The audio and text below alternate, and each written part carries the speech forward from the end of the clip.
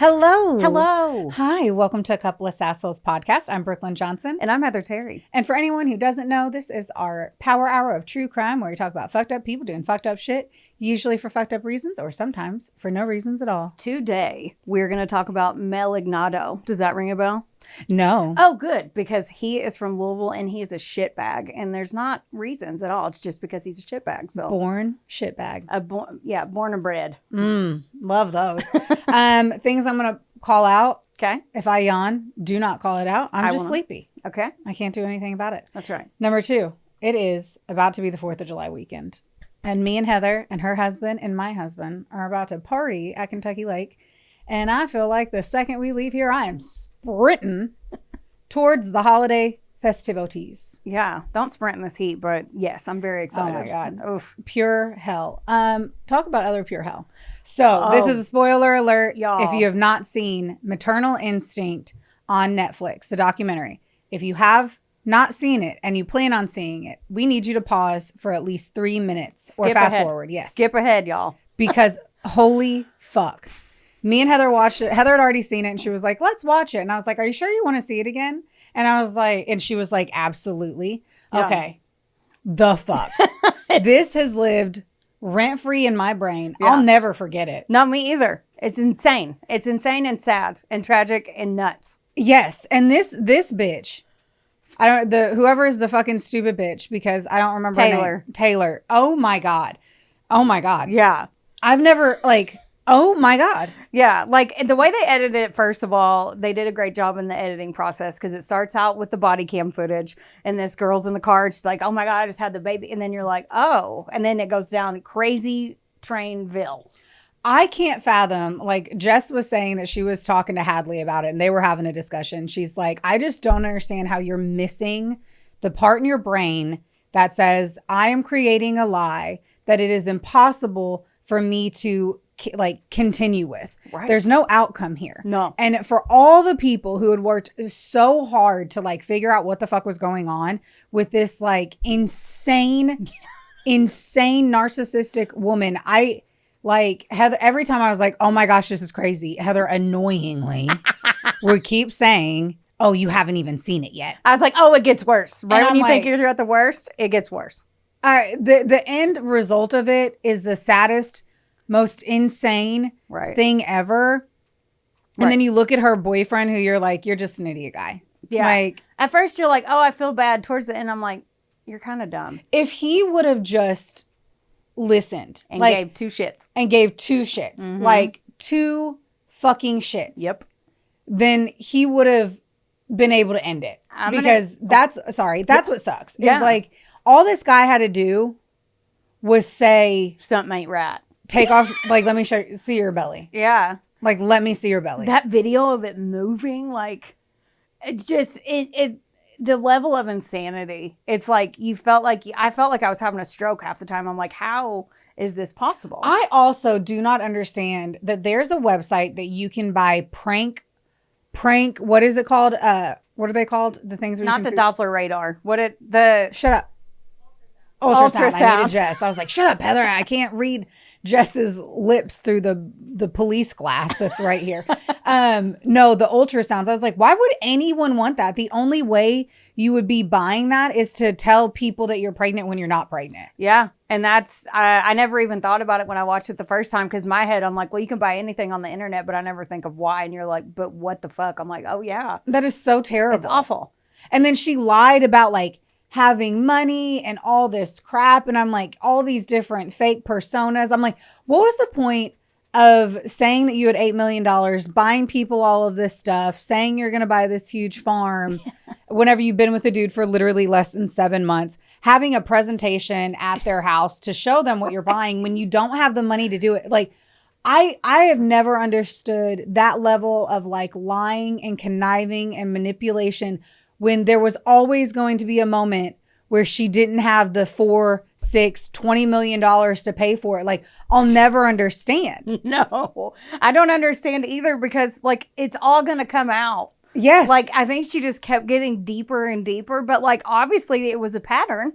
Yes. From high school and probably before, because in high school you don't just like, I think I'm gonna start lying to everybody. Like something snapped in her brain, something wasn't firing or firing too much a long time ago. And nothing was firing in the brain of her boyfriend. Oh my God. And his voice, he's just so calm, like, and it's like until the very end does he realize like any part of like, well, you know what it comes down to is for me to take any moment and project blame on someone else who was just dumb. Like that, we were talking about that. I was like, the dude could literally just be stupid. Like he could literally just be that dumb. Mm-hmm. That he just is through life. Somebody's in my story like that. Like today. He could have just been stupid. So I should never project that anything is his fault because it's not. Yeah, but it's natural human nature to want to be like someone could have done something. Yes, like how you never saw her with her shirt off and her and a stomach or felt the heat of the body, right? Like just touching a fake belly versus a real one, the heat and the warmth. Like I never even thought about that. It's insane. And then the biggest spoiler here. So I'm giving you another second to fast forward if you just touched this part. Right. The fact that she had a hysterectomy and that people knew she had a hysterectomy. That is the part that I'm just like, what the absolute fuck? And you're putting all of this on Facebook saying that you're pregnant and yeah, that part was like in that the hospital couldn't say anything. Oh my God. Like the best friends. Anyway, I digress. Watch it if you haven't seen it. Even if you get that, like we didn't even touch half of what they talk about. So we're not spoiling a ton. I mean, we spoiled. We did spoil, but it's like it's the sell by date, not the use by date. Like I feel like it was just a sell by date. Yes. I say it, but I'm like, there were already chunks in the milk, babe.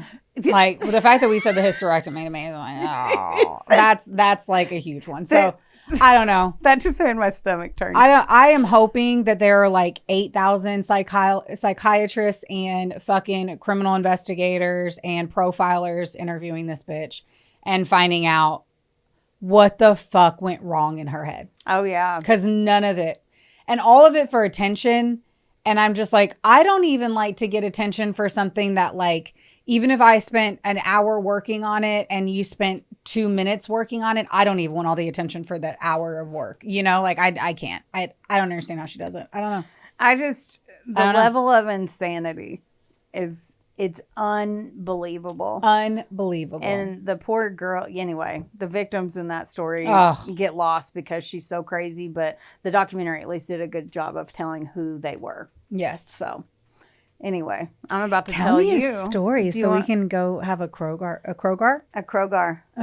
a Kroger? Well, we grab like a cigar at Kroger. Ugh. No me gusta. No me gusta. Oh, this bitch. Okay. As I mentioned a few minutes ago, prior to the spoiler, I'm going to tell you the story of Mel Ignatow. Tell me. Okay. My sources, and this isn't all of them because that will also be a spoiler, but I'm going to tell you most of them. So Wave News, WLKY News, allthat'sinteresting.com, a little bit from Wikipedia, the Courier Journal, WHAS 11, CBS News, and then there's two more I'll tell you at the end. But if you haven't noticed yet, this one's from Louisville. Yes. About an hour and a half away from us. Okay. So I'm going to ask you a question. What would you do if you and Travis, your husband, bought a house and then you think you're younger and you're like, this is our dream house, possibly to flip, and you found something suspect hidden after you already bought it when you were like tearing shit up? Like, what would you think? I'm just curious. I mean, if I'm just flipping the house or I'm renovating to live forever. You're renovating to live forever and you find something that you're like, shit ain't right. Fully depends on my vibes on it. Okay. Because I feel like I'm pretty in tune with shit. Yeah. So if I feel okay. What if you feel like shit about it? Then I'm moving. Yeah. Okay. We're gonna flip it and we're gonna have to find something else.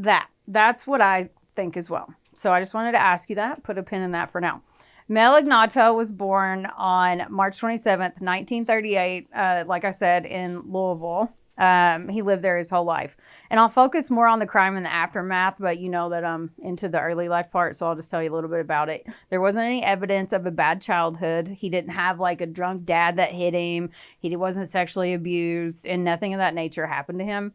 And by the time he was an adult, he was a traveling salesman for an import-export company, which to me sounds like money laundering or drugs or something, but that it was actually legit. And when I say traveling salesman, he went all over the world. He made $80,000 a year back in the 80s. Fuck yeah, motherfucker. Yeah. And in today's money, that's about $235-ish thousand. Inflation's dumb. Yeah. And needless to say, Mel be loaded. So, because at this time, he's like in his late 40s. This is a picture of Mel. Okay. He looks like a science school teacher. Yeah. Oh, that's perfect. Yeah. Yes, he does. Insert photo here. So now he's 48 years old. He has a banging ass house in Louisville. He has a giant yacht. And by the way, he made $235,000 and has a yacht. I Yeah. guess my brain cannot compute. Some places said yacht. Some places said, like, because I know that since your past life when you I was worked, like, do you know the tonnage? yeah, I know. Like, because one time I called a ship a boat, and I thought you were going to break up with me. I know. So- I spent too much time working at cruise lines. I when know. was in So- Miami, and so- so I am passionate about whether or not it's a ship, a vessel, a boat. Carry Yes. on. I'll stop. It's not a dinghy. I Yeah. know that word from the Titanic. No, so he named his yacht, ship, boat, his big ass fancy floating vessel, Yes. Motion Lotion. Wow. I couldn't leave that out because it's weird as fuck. He might as well have just named it lube. Yeah. KY jelly. Motion What the Lotion. fuck? I know. And he likes younger women. I know. Oh, shocking. You know what I wrote? I know it's shocking that a rich white dude wants arm candy Wild. He needs Yeah. those young titties on boats, man. on the Motion Lotion. Okay. Ugh. So he's divorced. He has 3 grown adult children. And let's just say Mel be dating. And I'm sure putting the Motion Lotion to good use. I'm Now- sure too. During all this, he did have an on-again, off-again relationship with a woman named Marianne Shaw. Actually, it's Shore. And then for some reason on the last pages, I started writing Shaw. Oh my gosh, I get it. You know, and I'm like, I'm not changing all that. So Yeah. I wrote at the top, it's Marianne Shore, not Shaw. So just so in case I slip up, you've been warned. We now have a legend Yeah. for this. That's right. Insert that name for that I'm one. falling on my sword. Okay. So Marianne Shore had on again, off again with him for several years. Now, it was very toxic and controlling, but thanks to Mel, they kept finding their way back to each other. So Mel's like, you know what? I think I want to start dating again. His best friend's girlfriend is like, oh my God, I have the perfect woman for you. She's like, oh, you have to meet my friend Brenda Schaefer. Brenda was 34 years old. And her friend was basically like, look, she's dated shitty dudes. She needs someone older and more stable than these idiots that she's dating. That's pretty much the vibe that I got from No them. part of that dude's look screams sexual in any way. Agreed. So for the fact that his boat is called what it is, it's just bleh. It's Like the thought of touching his pepe is gross. things that make you go blah. Okay. Yeah. This is Brenda Sue. She is freaking. We both need longer arms. We do. We have T-Rex arms. She's so cute. She is super pretty. Yeah, she's so cute. And She has amazing bone structure and the Right. nose. I would pay a plastic surgeon $24,000 right. for. She's very 80s beautiful. Like Yeah. She's one of those timeless faces. But it's not like overdone. She's not like the 80s big hair. She literally has big hair, but it's not like bleach blonde with, she just looks like a cute, normal, yeah. Girl from the Midwest. Jeez. Now, Brenda had been married before in 1971 to her high school sweetheart named Pete Van Pelt, which sounds very fun to say. And from what I read, he was very irresponsible with money. So basically, she's like, we got to go because we're young and you suck at money. She wanted to get divorced then. Her parents were devout German Catholics and were like, no, that's against our beliefs. Especially over money. Right. And, but she did it anyway in 1976. Now, she was the youngest of 6 children. And so her and her mom were very close. She was the baby of the family. Her mom's name was Essie, which is so cute. Oh my God, I love that. Yeah. So Essie convinced her dad to move home. So they were like, okay, come home. Or to let her come home. Essie and Brenda were close. And then she ends up meeting a dentist named Jim Rush. And they were together for 8 years. And they had a daughter, or he had a daughter of a previous marriage. She hated Brenda. She didn't even care. She'd just look at her and be like, I hate you. Yeah. Heard that. Yeah. Jim drank too much in Brenda's opinion, and then the kid hated her. And apparently, also a trouble in their marriage was that Brenda had something internally that was wrong with her reproductive organs, and sex was very painful for her. Oh, that sucks. Yeah. So all of that mixed together, they broke up. Yeah. Yeah. Then walks in matchmaker best friend Joyce. And Joyce was like, okay, just go on a double date. It's harmless. We'll all go out. And what's the harm? And she's like, okay, I'll go out with your man friend that's 14 years older than me. Who has money? Yeah. In September 1986, they go on a double date on the motion lotion, by the way. If I walked up to that boat, I'd be like, I don't care if he has money. Like, but that, I'm not victim blaming. I'm just saying I'm a judge. I'm quick to judge whenever I see shit. And I'm like, why is your boat named that? Unless you're pervy. Yeah. Unless you're like. That screams pervy. Right. But they were engaged 5 months later. Yeah. Sounds like a strong one. He basically love bombed the shit out of her. He would send her flowers all the time. He would like get her fur coats, buy her things all the time. Even her engagement ring that he gave her was $20,000. So like now it would be worth about $60,000 ring. Fucking hell. Yeah. So Brenda was swooning over him, but spoiler alert, nobody really liked Mel. So her family was like, she's like, this is my boyfriend. And they're like, he's fucking creepy. Like her friends didn't like him. Like Joyce, I don't know what Joyce was thinking in this, so I'm not blaming her. But like, if you did that, I'd be like, dude, something's wrong with him. Dude, your opinionated ass would have a lot of feedback. Yeah. I'd be like, oh my God. Let me marry him so I can get money. Like, this is a job. This is a job. It's temporary. Just pretend that it's a temp service. Yeah, just chill out. I gotta make sure I make it through without a prenup. Her family was telling her, like, we don't like him at all. He was very domineering. But Brenda was like, well, I love him. And da-da-da. Like, she was already in it. And every time they went on a date or to a party, like, it was always on the yacht. Like he didn't like going out. He tried to isolate her. He was like, no, you guys come here, so he could control the environment. He didn't even let people eat on it, by the way. What's the point of having a yacht? No. What's the point? The fuck? He was like, no. Wait, like, what are you going to eat over the sink? Like, shut up. I totally get you saying no to eating in like a fucking Lamborghini. Heard. That's fine. But why you want me to be on here for like 8 hours and I'm not supposed to eat? What the fuck? He also was known to carry around photos of Brenda in her bikini and show coworkers like all the time. Like weird at the water cooler, like, check out my fiance. And they're like, cool, dude. Like, yeah. Brenda she was a full-time nursing assistant, so she was already working long hours.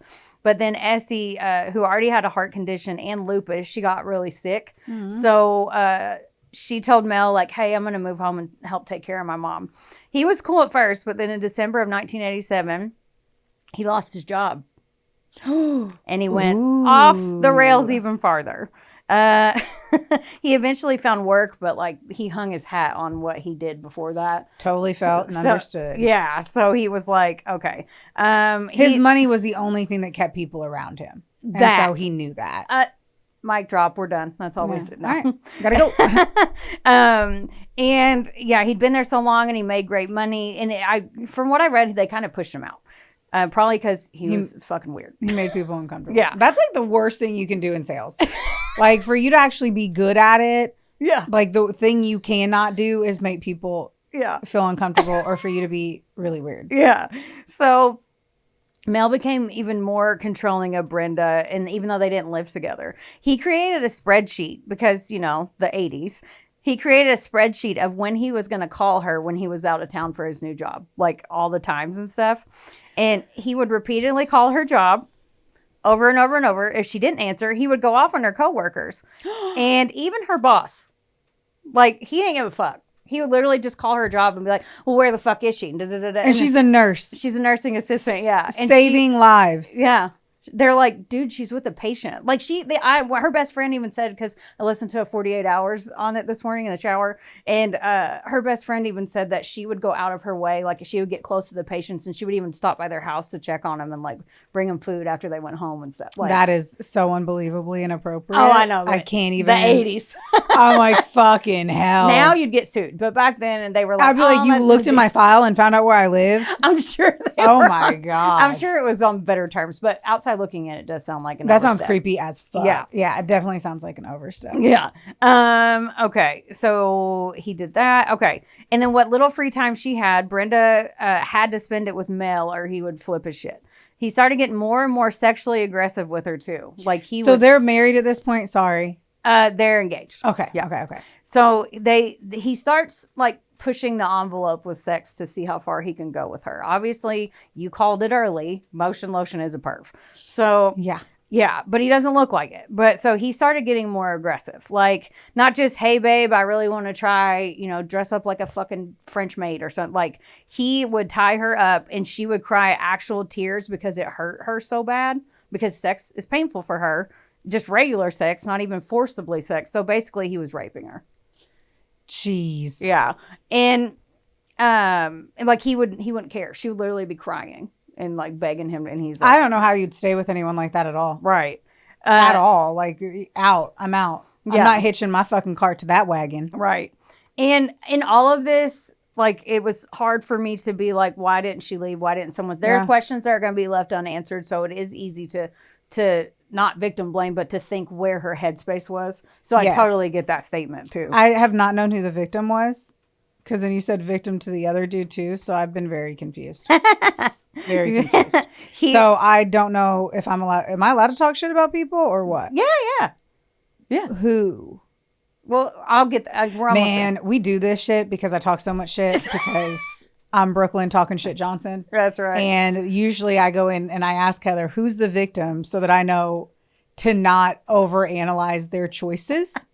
Because sometimes it comes off like I'm victim blaming. No. And she didn't tell me it before this episode. So now I'm over here like, oh no, it's fine. Because even when I was typing it, it's really hard not to point fingers. So. And also she's not living with him. So like she could have stayed in it. You know what I mean? Like I have a lot of questions unanswered also. Yeah, so heard that. Okay. So he would pressure Brenda into having group sex. And Mel was obsessed with anal. Okay. Okay. I see. That's why I was like, she's going to shit in like one sentence. You could not pressure me into group sex. No. You know what you can pressure me into? Going to a concert with more than 50 people. Oh, I've done that. I pressured you into that. And it sucked. But I can be pressured in that. I might be able to be pressured into buying something purple.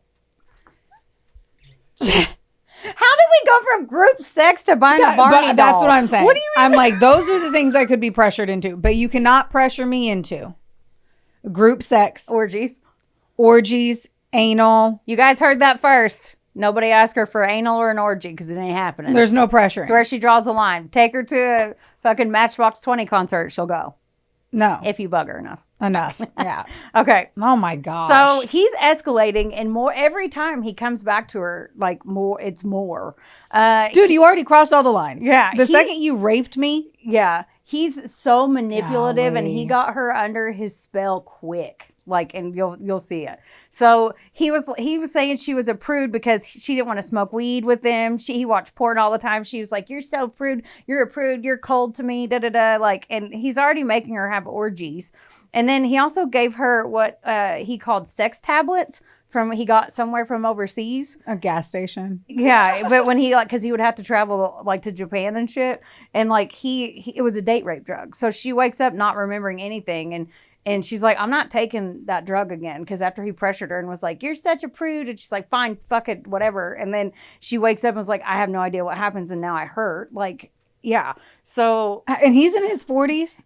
He's 47 or 8 at this point. This is unbelievable behavior for a guy this age. Correct. Yeah. Like, yeah. And so she's like, I'm not taking that pill anymore. And he goes, well, I can get this pill in you some way or another. Like, and she's like, what? Yeah, I don't understand why she didn't leave. So Mel was a salesman, and he was very manipulative, and he could schmooze his way out of everything. However, Brenda is like, this is not right. Like, this is horse shit. And she starts telling people, like her coworkers, her friend, her hairdresser. They said she was known to be a bit naive, but I think that's why it took her so long. But also the time frame, like we're supposed to be polite, like, you know, all this, True. like the female state of mind, and especially like she grew up in a smaller part of Louisville, and like She probably feels like he chose me. I was chosen. and also And he has money. Catholic and guilt. I'm going to be taken Like, care of. And there's a lot of factors, I think. there are, but yet none of them. None 3 of them. plus 2 still don't equal fucking 8. You know what I'm saying? Like, that still don't work. Right. My math ain't mathin'. That is accurate. She told her brother's girlfriend that they had gone, Mel had taken her to the Smoky Mountains. She woke up one night and Mel, she was laying there and she wakes up. Mel had a rag over her face and it was chloroform when they're on vacation. She said, "What the fuck are you doing?" And he was like, "Well, you've been too keyed up lately, so you need something to help relax, to put you to sleep." But she was sleeping? I was already sleeping. Like, she was like, "I was sleeping, you fucking psycho." The girl, like, and then the girlfriend was like, "Dump him right now." Like, and she knew, Brenda then was like, "Yeah, I got to get out of this." I would dump you. Dude, this Yeah. will always remind me of Nicole. When she literally was like, this is a close friend, so it was okay that she did it. And I wanted to dump the guy anyway. Yeah. But she literally was like, dude, he had called like 18 times in a row. And she was like, "I am not dealing with this." She literally grabbed my phone and dumped him in a text message. And she was like, "I did it. I dumped him for you." And I was like, "Okay." And I put the phone down and then shut it off. I mean, Like, that's, yeah. And that dude was just doing a little much. Yeah. And she was like, "Fuck it. I'm not even doing it." I'm like, that's what a friend needed to do. Right. I'm going to dump him for you. Yeah. So, like, but she knew that the girl was right, but she Yeah. was also really scared of him. Like, because of all the things she had gone through and like the isolation and the brainwashing, like he got into her head bad. But she wanted to find a way out. So she got back in touch with her ex, Dr. Dentist Jim Rush. In September of 1987. This seems like the absolute worst thing she could have done. I agree. She told Jim that she had dumped Mel and had to see, but she was like, I'm not done with him. I have to see him one more time to give him his shit back. Like, I'm going to break up with him, give him his stuff. And her mom, Essie, is like, "Oh my God, thank God you're finally dumping him. We've been telling you this forever. And, but I want him to come over to our house with your brothers." Like, and she was like, "No, I'm just dropping it off. I'm giving him the jewelry back. I don't want anything to do with him. And then I'll be done." Like, I personally think, after everything I read and watching the interviews, that Brenda did not want to put her family through what he could possibly do. And she was also embarrassed. Like, I think, I get it. You know what I mean? But I'm over here just shaking my head like, no. Yeah, I think she As was... a female, you have to protect yourself. Oh, agreed. Yeah. And she was putting herself into a lion's den and she knew it. Yeah. So she was worried about what he would do to her family when it was like 4 against 1. Yeah. No, now it's 1 against 1, male Right. versus female. You're in his fucking place. Mm-hmm.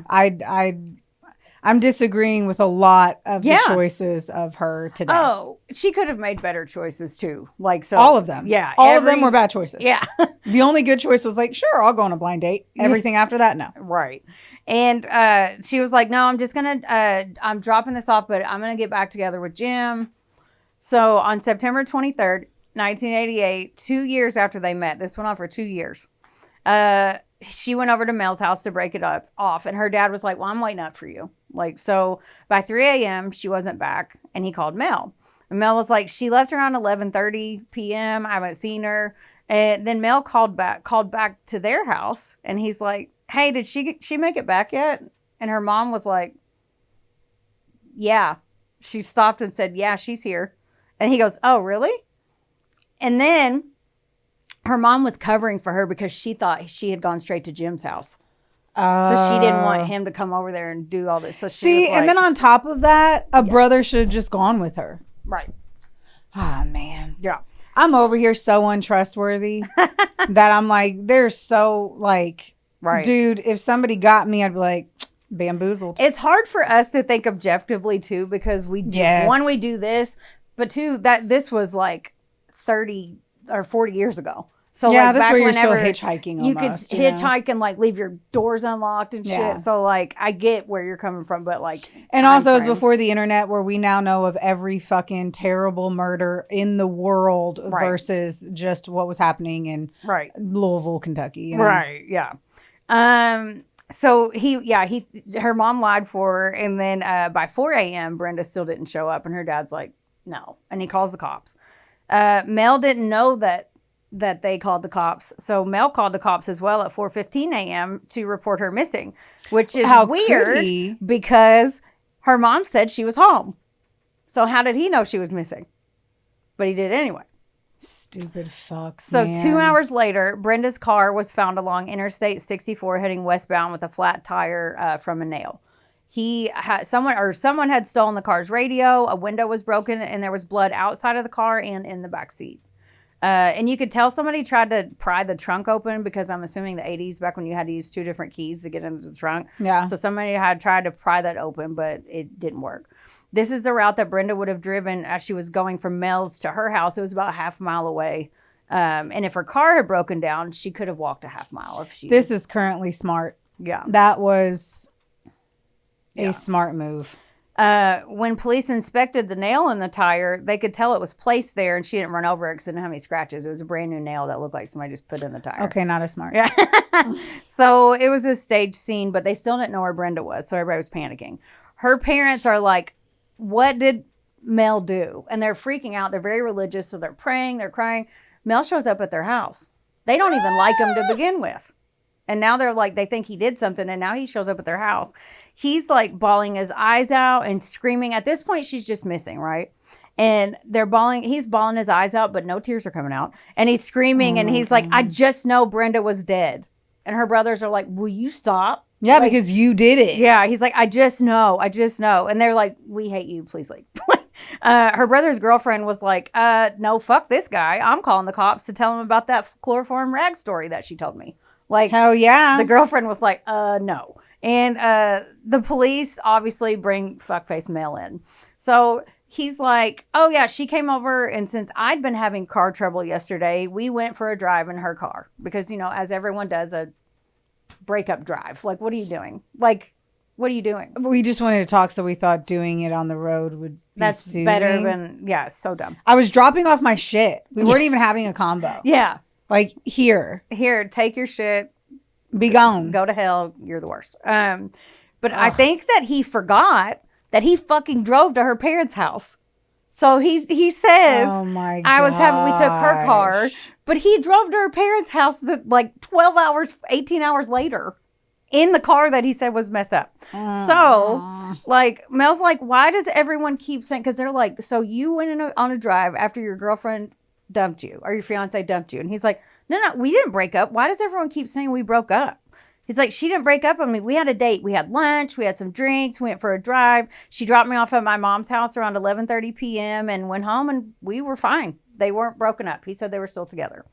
He said he left around midnight. He walked to the Skyline Cafe close by to get some chili. You know, that nasty Skyline with the spaghetti and the... I don't know why they act like that's the cat's pajamas. No, I said it's a regional thing. So if you guys don't know it, look it up. But it's got spaghetti with like chili, cheese, and onions on the top. And it's basically like shit. And if you want to shit your pants, go eat that. Yeah. Yeah. And it looks like you did shit your pants. Yeah. But like I don't know. He said he didn't know anything was wrong until about 3:30 a.m. when he spoke to her mom, which is also weird because her mom said she was home. So he then said that he was like, well, no, you need to look at her exes. Her exes are crazy. Her ex-husband, Pete, who like that was 15 years ago, like, and then Jim Rush. And he kept talking over them. Like, I heard some of the audio. He kept talking over them and controlling the conversation. He was asking way too many questions. Like, he was actually interrogating the officers, and they were like, what is he doing? Like, oh my God. Because he was using sales tactics. So I don't feel like a sales tactic is speaking over people. yeah, but like controlling the conversation. And yeah. Like, oh God. So he starts calling and I watched an interview with one of the investigators. He was like, Jim. He was talking to the investigator, and he's like, you're my buddy, Jim. He's like, this guy ain't my fucking buddy. Why is he calling me that? But they were trying to go with it to get him to open up. So he was like, I know what he was doing. Yeah. And then when Brenda didn't show up for work on Monday, obviously her job freaked out because her boss said that she was the best nursing assistant he had ever had. She worked there for like 12 years. He said she was the best, and no call, no show. She'd never done that. So Brenda's best friend Joyce is all over this. She's like, Mel is abusive psycho, and you need to talk to Marianne Shore. So she thought they'd been sleeping together behind Brenda's back. And I'm going to show you a picture of her. And that's the lady friend that I mentioned earlier that I got the name wrong. Shaw. Yeah, Marianne Shore. Look at a photo of her. And she looks like a gym teacher. A gym teacher that has no right being a gym teacher. She looks like a baked potato. If she was something, she's a russet potato. She did, yeah. If she played a cartoon character for a kid show, she'd be the potato. You remember the cow on Rocko's Modern Life? Just because I wore that shirt yesterday, I remember that. The who? The cow. His best friend, the cow. She's shaped like the heifer. Cow. The heifer, yeah. I'm over here like, she's like, oh, the heifer. Yeah. Okay, anyway. Wonderboy Media is not only the proud producer of this glorious magic imploring your ear holes right now, but they're also a big deal. Get in touch with them today to make all of your dreams a freaking reality. From using their bangin' ass podcast studio, where we are right now, to creating amazing videos and editing our content like the mystical mavericks they are. Your podcast can go further when you have a Wonder Boy. Hit up Drew today at WBOYmedia.com. Or text him day or night at 270. Just kidding. Does your face look like a mugshot lately? Then it is officially time for you to visit Hetef Aesthetics in Owensboro, Kentucky or Nashville, Tennessee. That's right. Go see our girl Amber Teasley and her team because they'll have your face and your skin look like a damn filter. And their staff is absolutely amazing. It's like a mini Botox party, which personally is my favorite. You leave looking fresher and you don't have a hangover. Another good thing is that if you go in there and you tell them that a couple of Sassholes sent you, you get 15% off of everything. That's unbelievable. So if you have been considering getting that glow up and making that ex jealous, it's time.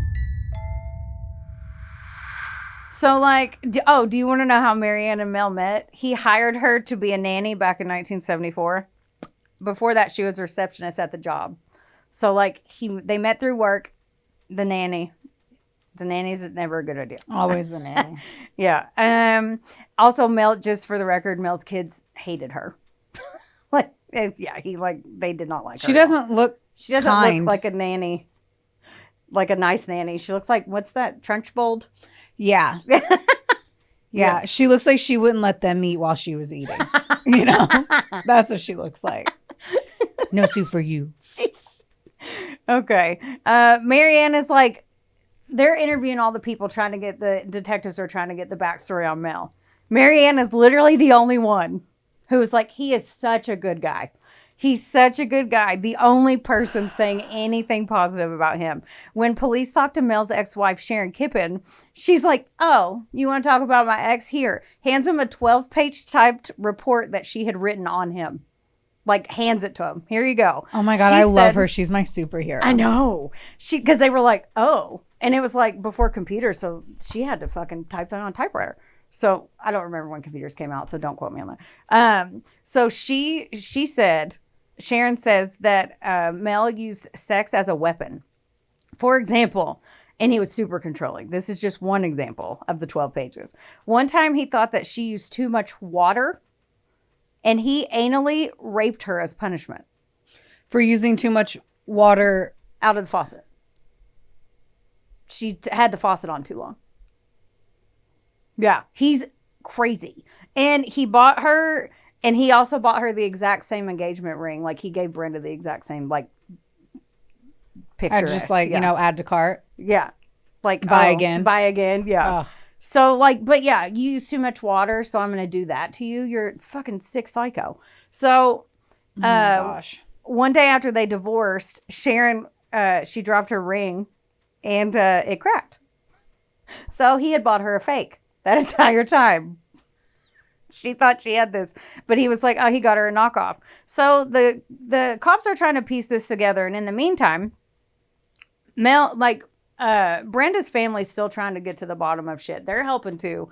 And Brenda's brother, Tom, was like, I'm going to wear a wire and I'm going to ask him to go to dinner. Because everyone was like, he did something and we need to figure it out. So everybody's trying to get to him. So then, of course, Mel's cocky ass. He was like, I'll go to dinner with you. So he shows up. He gives them a list.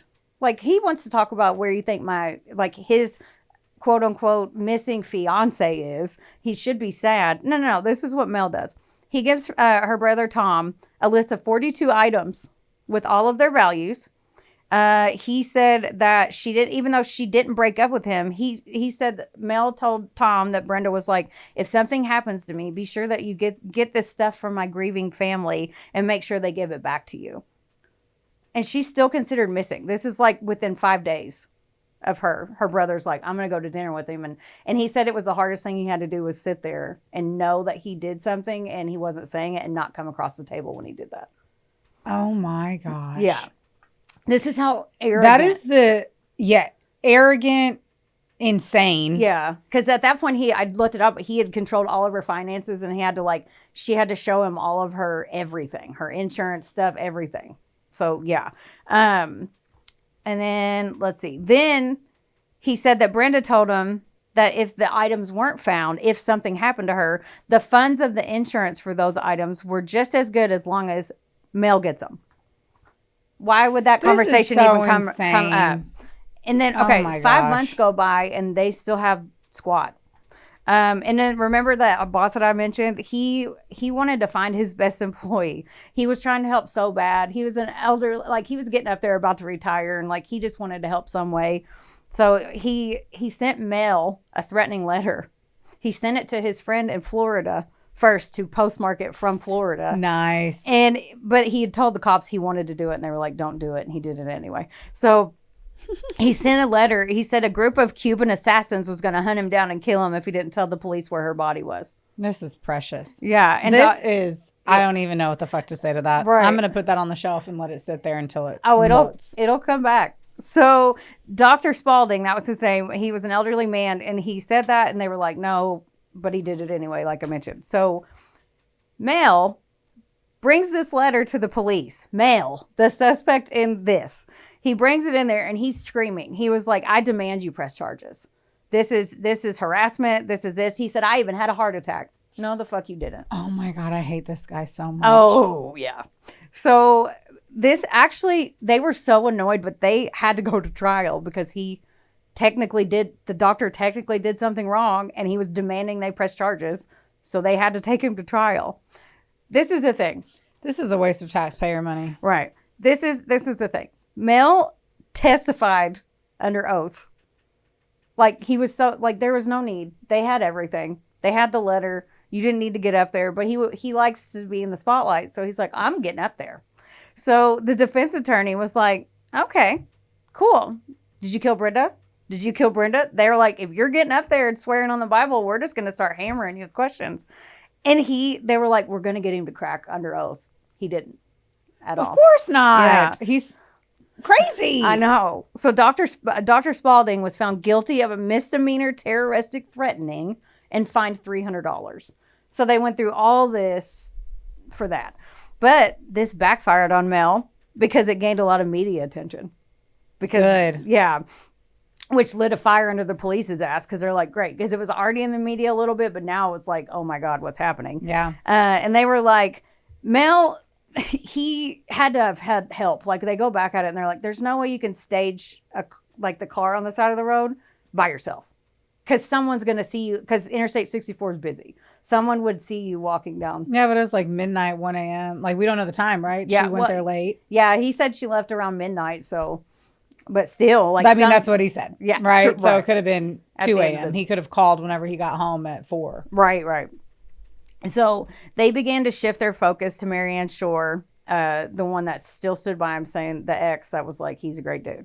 They brought her back in, and I listened to the detective talking about this. This is what they're yelling at her at this point because they've talked to her before and now they're like getting pissed off. They said, Marianne, we know Mel killed Brenda. Brenda was beautiful and he loved her and he still killed her. You're fat and ugly. He doesn't give a shit about you. Like, do you want to die too? You're dead. They literally said he was quoted in an interview saying, "Yeah, I was kind of mean. I said she was fat and ugly." I mean, man. Well, he was true. getting mad because he knew she knew something. And he was like, "Fucking tell me, I'm getting pissed I mean, off." that's hilarious. Yeah, that's the way he said it. He was like, "You're fat and ugly." Jeez. Yeah. And after all this, she's still denying it, and she's like, "Give me a polygraph then." She failed it, and they're like, "Seriously, dude, we know you know something. He's gonna kill you." And they pressed her, and finally she caved because they were like, "We'll give you a plea deal." It was her only way in. So after they called her an ugly fuckface in January of 1990, she caved and she was like, all right, let me tell you. So Marianne said that a few weeks before Brenda went missing, Mel gave her a list of shit to buy: rope, heavy-duty trash bags, and duct tape. Mel said he was going to bring Brenda over to Marianne's house for sex therapy the day she came over, and not to break up with him and give him his shit back. Let's just say that Marianne is not the brightest, and we're allowed to say that because I'm telling you, you have free reign to make fun of Marianne. Oh, you couldn't have stopped me. You couldn't have stopped me. So apparently she tells him, I just did it because I trusted him, and she didn't ask him any questions. But I said, she's not the brightest bulb in the tanning bed. That's just the dumbest shit ever. Like I just trusted him. Okay, I get trusting people. Yeah. I totally do. Yeah. But when it's...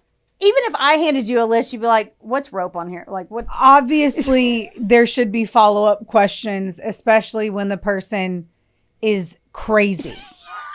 I don't know. Yeah. Yeah. If you ever gave me murder style list, And I was like, here, buy this. I would literally say cash or card. I'm going to do cash. This feels like a cash transaction first. Number 2, do I need to leave the state to buy it? And who the fuck are we using it on? That's like, no part of me does not feel like you're going to kill someone. Right. But you'd still ask me something, right? Yes. Yeah. Okay. So, I'm going to give you another example of why Marianne is not the brightest bulb in the tanning bed. During her interview, she calls anal sex, because she talks openly about her and Mel's sex life. She calls anal sex annual sex over and over and over. And they're like, you mean anal? And she's like, yeah. And they're like, cool, that's the wrong word. I want to take this microphone off the stand and slam it into the plush carpeting beneath my feet. Yeah. And that too is a grown woman. Yes, she is. Fully grown, apparently. She big potato. Fucking fuck. Yeah. So she like that. And then she's telling him that Mel used to paddle her with this paddle, and he had it engraved. And I've just put this in here for sport. It was like kind of a ping pong paddle. So I don't know the reasoning behind it, but it said on it, it was engraved, and it said, to Mel from Jeff. Jeff is Mel's brother. So, like, even if your brother casually was like, oh, you love ping pong. Yeah, maybe it's a ping pong he used thing. it in the boudoir. But, like, Jeff was just... And so now they're like, why'd your brother give you a spanking paddle? And they're like, no, it was probably just ping pong. 100% that must be ping pong related. But why is he using that in the... Like, in I sex? mean, ping pong paddles are not expensive. I know. And he's got a ton of money. Yeah. So I personally would not be wanting to think about my brother as I'm slapping that ass. Exactly that. And she's just saying it like, oh, whatever. So, okay. Oh, geez. Okay, buckle up because it's about to get brutal. Great. Just letting you know. Okay. So this is still Marianne telling him what happened. So when Mel brought Brenda over to Marianne's house, he tied Brenda face down on Mary's glass coffee table and sexually tortured her for hours. Mel's like, Marianne, do this with me. And she said no. But he did give her a camera and had her take photos, but was like, do not get my face. My face is not in it. So not only is he torturing and raping this poor woman, he asked this lady and she's taking pictures. And she's doing it at his house? No, or it's her house, I'm sorry. Her house. Marianne's house. Yep. The fuck. I mean, that's just unbelievably terrible. So and someone sad. like he said he loved, you know. So like, and then she said he took Brenda into a bedroom. Some other things said that she left the room. I don't know what to believe at this point because she's a fucking idiot too. But he killed her with chloroform after hours of that. Like he held it on her face because she was like subdued until she quit breathing, and he killed her that way. They buried Brenda in the woods behind Marianne's house in a grave that Mel had dug with her 2 weeks before this. Also, oh my jeez. Also, she said that the week before they did a scream test. So Mary stayed inside. He went outside because it was a rental too, by the way. It was a rental house. So he wanted to make sure nobody could hear her scream. Like, it's so sad. Like, it was all planned out. And this whole time, they're like everyone is probably screaming right now, why didn't you stop this? And she's like, well, he said it was for sex therapy. I didn't know he was going to kill her, but I'm like, dude, shut the fuck you're up. You're lying. Shut the fuck up. She dug a grave. Shut the fuck up. Yeah. You dug a grave. You bought murder weapons. Right. And then you watched him. What did you think that she was going to do after she was sexually abused, raped, and tortured? That she was just going to be like, well, here's my stuff. Yeah, I dropped that off. So I'm going to go. Thanks for the time. No shit. The cops are like, well, all right, this does make you look guilty, though, because you literally just said you were accomplice. Looks guilty. Yeah, it doesn't look guilty. You are guilty. Right. But they were like, but we need more. So it's kind of like, she's their only hope at this point. She's like, all right, well, if you give me a plea deal, I'll take you to where Brenda is. And I'll wear a wire with Mel. Dude's in the back of your yard. We'll find it. Yeah. Stupid fucks. And they agreed that if she held, and she had to testify against Mel in court that she would only be charged with tampering with evidence. Are you fucking kidding me? That you're about to. Are you fucking kidding me? Mm-hmm. I'm not kidding. The evidence. Okay. Number one. Okay. Good. I need water. You go. Number one. They know where the body is. It's a rental property in a backyard. Go fucking find it. Oh, it's a big wooded area. But I don't give a fuck. Yeah, you can find it. Right. You can fucking find it. Mm-hmm. So on that, you would have had the evidence. Right. So there was no need that was the only one. Right. The fucking recording of the place where she went to buy those items. More evidence there. Mm-hmm. And, like. I know. No. You're about to get. She's just yelling at me. No. Okay. So that, yeah, I don't really agree with that decision either, but, and I'm not sure. Tampering with evidence. Do they know the definition? I don't even know. Who are these cops? Give me their names. I'm writing a stern email. That is the dumbest. It's not even the cop. It's the fucking attorney. I want Dr. Spalding to write them a letter about the Cubans. Oh okay. God. So this was a controversial decision, needless to say, Exhibit Brooklyn. It was controversial because it had been in the media for months. Like, this was ongoing. They were still talking about it. So the cops felt like they were under the gun and they're like, this might be our only hope. So. Yeah, if they can't do their job. Okay, I'm done. I'm going to stop talking. No. I just need everyone to know I'm angry. Yes, you are angry. And you have a reason to be. So they set up a sting operation because, like, Mel kept Marianne under his thumb and they talked every day. Like, because he's still not charged with anything. So everyone in the city thinks he's guilty at this point, but they need to prove it. So he talks to her. So Mel's like, Marianne's like, meet me in the park. And then she wears a wire, but it's also like 1989 or 90 or something. So she tells Mel, she was like, hey, the land behind my house just got sold and now they're digging it up. Like, developers bought it. And the police were trying to get Mel to say Brenda's name and that where she was buried. But Marianne's kind of an idiot. And at this point, I can say she's a fucking idiot. I don't know why you would. Okay. Yeah. I'm just going to stop. Mel starts yelling at her, going off, and he was like, for letting the FBI, quote, rattle her. And he was like, I don't care if they dig up the whole property because the place we dug isn't shallow. And that's all he would say. So it was enough, but not enough. Like, that's all he would say. And this paired with the shitty, I've heard the audio, it's shitty. It was late 80s, 90s microphones. It's just pretty much It is 100%. If you know what they're saying, then you can pick it out. It's like the ghost shows is basically what it sounds like. Yeah. So, but they couldn't find Brenda's body when they dug. They couldn't find it. And the police were scared that Mel would figure it out because she told him that they was developers. But if you drive by, you're going to see all the police out there. Like, so if he drove by, they're like, fuck. And he's loaded and he has global contacts. So they were like, if we don't get him, he's going to run. Like, they thought he would just leave. So they decided to move forward in arresting him. After searching Mel Ignatow's house, they found sex toys, shocker, drugs, cameras, a ton of undeveloped film, and a diary. Yeah, where's the camera? That's all they needed. Mm-hmm. So the diary had he wrote every day. September 23rd and 24th, which were, they were like scratched out, ripped out, marked all over. Like you couldn't read what it said. Every other one, you could read what he was talking about. Those were the days that Brenda went missing. It would have just been smart if he just acted like it was a normal day. Right. The film that they found didn't give them enough evidence, but they knew it was somewhere. Like he was obviously a sexual sadist. How would he have even gotten it developed? They went and got it developed. No, how would he have been able to take it to a store and get sexual sadism developed? Right. They're required to call the cops. I never thought about that the whole time. So all those photos back then, somebody had to have developed them and seen them. Jeez.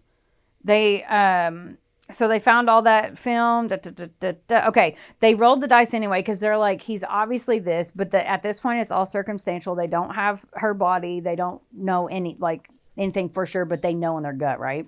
And so they move forward with a federal grand jury trial to see if there's enough evidence to move forward to take Mel to like an official criminal trial. In these instances, it's rare, almost unheard of, for the suspect to testify. Like normally your lawyer does it. Yes. So not Mel. That's not Mel's style. Mel wanted to clear the air because he said his name was dragged through the mud. So he wants to get up there. He testified for 4 fucking hours. 4 hours. 4 hours. They brought up literally everything I've mentioned, including the chloroform sleep trick and the smokies. He said he used it for allergies, by the way. He said, quote, I put it on my own. The fuck? Yeah. Oh my God. That's like somebody being like, oh, I just use roofies as an upper. Right. I only take cocaine when I'm tired. I only take cocaine when I want to sleep. Yeah. Like that is how off it is. Yeah, it makes no fucking sense. So I hate people. He says this, quote, I just put it on my own face. But sometimes, you know, how you'll be playful. The fuck? Like he's flirting. Like, I'm going to put chloroform on your face. What is happening? Oh so he said, I didn't kill her. I never even laid a finger on her. And she and Marianne had never met. He left after his long-ass testimony, goes to the courthouse steps, and has a press conference of his own. His poor lawyer is like, I hate you.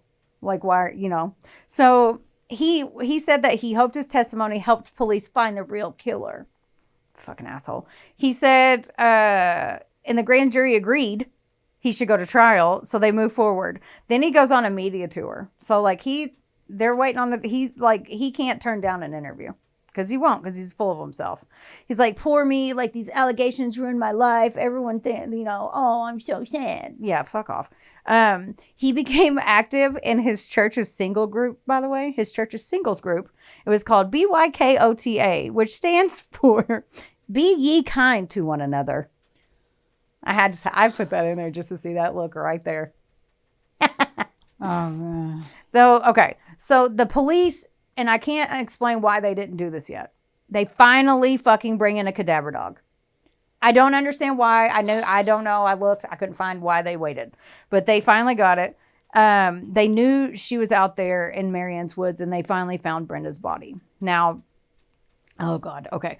It was wrapped in 4 black trash bags, and it had been taped up. She had basically been hogtied naked, and one of the detectives said that when they pulled her out, they said there's no way there's a human in there because he had done it.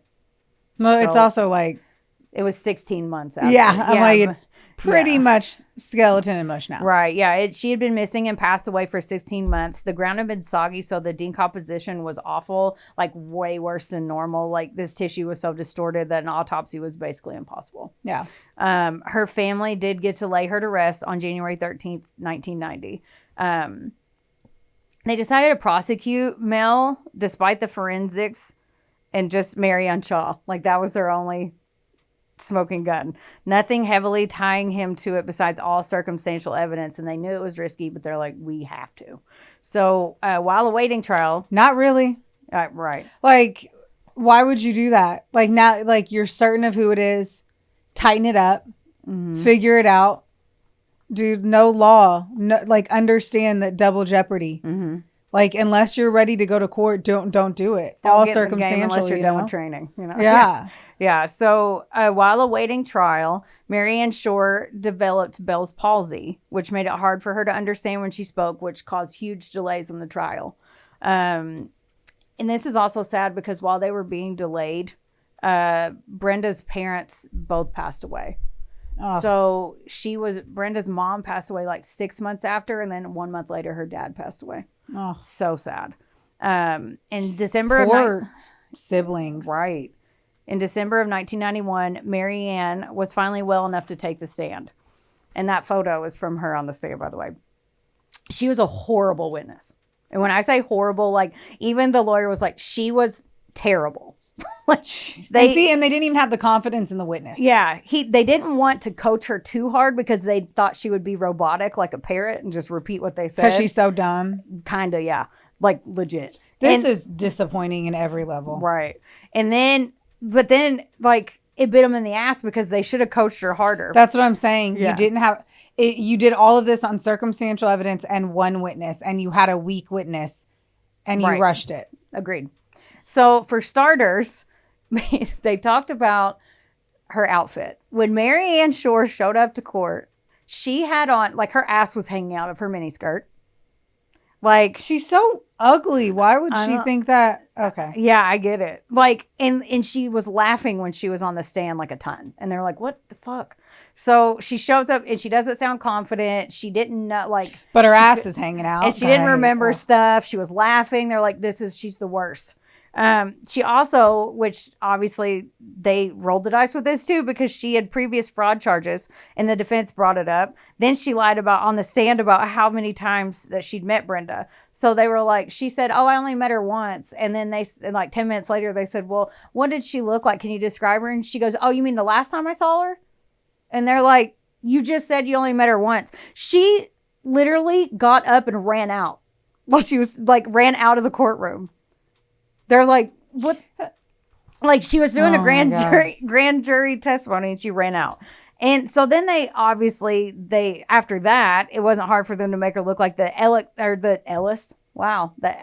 jealous ex that hated Brenda for taking her man instead of a dumbass accomplice.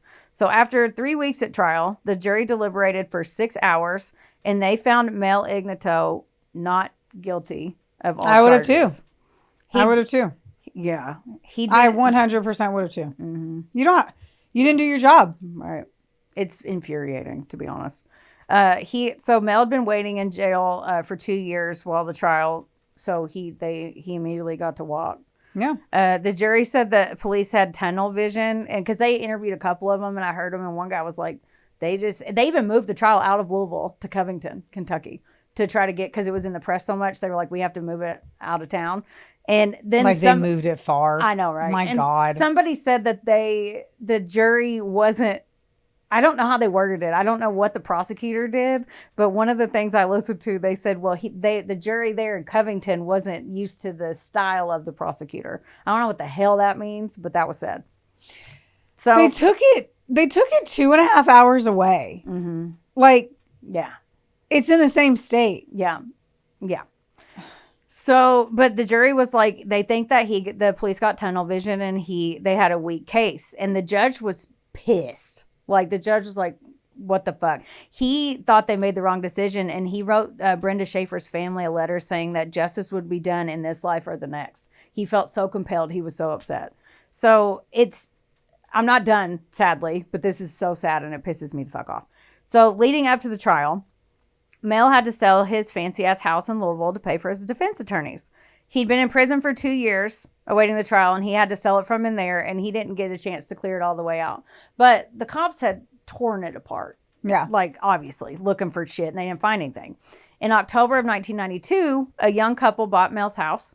They knew who it was sold by, and they were like, this is going to be a steal. We're young. Let's whatever. At the end of the day, the crime wasn't committed in there, so why would you care? Right. They were like, fuck it. Yeah, I wouldn't sage care. that shit and let's go. Yeah. So, but they were like, this is our dream home. But they didn't like his taste. They said it was garish. But because he had like pink bathrooms and stuff. When they were ripping up the carpet, they found an air vent that had been covered up by this ugliest carpet. Inside the vent, they found a baggie. Isn't that a fire hazard? I'm so sorry. Yeah. I don't know. You covered it up with carpet whenever you turn on the heat? Yeah. Maybe he had that closed off. Like maybe he had paid somebody to close it off. I don't fucking know. Well, they wouldn't have been able to open it up?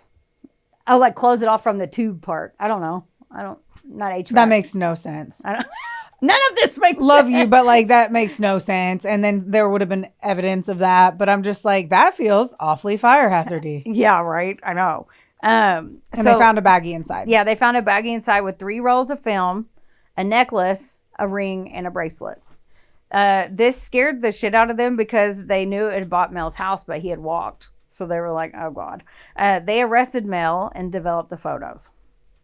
It showed, there was 105 of them, by the way. It showed a man with his face cut out of every photo sexually torturing poor Brenda Schaefer while tied to this coffee table. 105 photos, and it was out of the frame in every one of them, but they used moles and hair patterns to match it to him. Thanks to good old double jeopardy, though, in the U.S., Mel could not be tried again for the same offense, and he'd already been acquitted. Yep. Which is what you said. Exactly. They decided to bring federal perjury charges against him, though, because he had testified in front of the grand jury. Valid. So, like, they had to do what they could, saying that he didn't kill Marianne or he didn't kill Brenda, and that they had never met, so he lied. And then they offered Mel Ignatow a fucking plea deal. They had another option. They did it because they didn't do it right the first time. Right. And they also said they did it because they didn't want the photos. They were so horrible. They didn't want them public. Like the ones of her last moments on Earth when she was being tortured. They didn't want them made like shown at trial at all. They were that disturbing. But they did say that he had to admit that he did it publicly, like, because he's trying to say he's innocent. They're like, no, you're going to fucking tell everybody you did it. Of course, him being the fucking shitbag that he is, he said that there had been reasons he did those horrible things, but there's no excuses. Shut your mouth. Shut up. And then he tells the family, he has the audacity, I hate this man so much, that she died peacefully. Like, fuck Mel. Fuck you, Mel. Fuck you, Mel. Right. He was sentenced to 8 years in prison for the perjury, and he was out in 5. Yeah. The state went after him again for lying during the trial against Brenda's boss for writing the letter because he lied again when he was up there. So they got around it, got him again, got another 9-year sentence. In 2006, Mel Ignatow was released from prison and moved into an apartment just a few miles away from where he killed Brenda in Louisville. Just walking the streets, everybody there, he was basically a pariah, but still he was free, and that makes me mad. I don't know why the fuck he would stay. Exactly. Probably because he's stupid. Yeah. And on September 1st, 2008, Mel was found dead in his apartment from an accidental death. He had apparently... Hold on. Yeah. I don't even care how. Oh, you will. Are you guys ready? This is called karma. Mm-hmm. Right. Karma. Oh, this is... Can't wait to hear the This is- sexual sadist way he died. Mel Ignatow had apparently fallen through his glass coffee table and bled out before anyone found him. So after he killed Brenda, torturing her on a glass coffee table, one ended up killing him in the end. How did he fall on it? Now, like, he was old and feeble. He's like 70 at this point. They said he wasn't in the best health, so his neighbors said he probably fell into it and it broke and he died. So in total, I'm making sure he got 9 years and 5 years. Well, he got 9 and 8, but he No, was what he out actually 5. served. Oh, so yeah, like Did he serve the 14. 9 for getting the 9? I think. Okay. Yeah. So he got 9 years for the letter. For perjury. They charged him on a federal level for perjury because that one was a federal case. Then they used for lying on the stand. Yeah, and then they used a loophole on a state level and charged him for lying again. on the stand. Okay, because it was a different court. Got it. Yeah. Okay. Because I was confused about that too, and I was like, I better look this up. But yeah, they did the best they could for a shit sandwich at that point. Yeah, that they put together that with Old Mayo. Yeah. So like, there's still today. There's a lot of sadness and outrage about this case. In like we have been saying the whole fucking time, it could have been handled way better. But that's the sad story at the end of the day of the brutal murder of Brenda Sue Schaefer. It just feels like the police did not do their job, and it's like all of them had never worked a case before. That's how it looks for sure. There's no way. And I'm saying this because we had a house that had the vents in the floor. There's a lip on it. And if they were able to open it up, obviously see there was a vent, see a bag, reach in, get it. If anyone who was in that room would have paid any attention, there would have been a lift up in the carpet. Just a hair. I think it was shag. I'm sure it was shag. And I'm literally thinking from the shag type. But it still would have been like a small little, or right. If a person had a brain, they also would have looked in the room and been like, there's no vent. Yeah. Like, I'm just going to say it on that one. Steph was missed. Now, number one, to not have cadaver dogs when you knew where the body was. She was telling him, she's like, I don't know. It's out there somewhere. Like, she was like, it's in there. Yes. And I don't understand why either. I couldn't find it anywhere. I couldn't find it.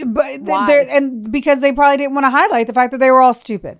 I mean, fall on your sword and fucking. Then to take someone to trial, when the biggest fear, when you know somebody committed a crime, is double jeopardy, and then to do it with such an unreliable baked potato, I don't understand. An unreliable baked potato. Sorry, I know none of it makes sense. Yeah, none of it does. Brenda, and he should have gotten off. Yeah, like he should have gotten off. They did not do their job when they went to trial. That's what the jury was saying in an interview. One of the jurors from that trial, they asked him, "Do you feel bad?" And he said, "No, I can't feel bad because it wasn't. I couldn't go to bed at night knowing because they didn't prove it." At the end of the day, it doesn't matter if you know or feel like they did it. Right. It's whether or not they proved the case accordingly. The evidence, and that there was not a shadow of a doubt that this person committed it. Right.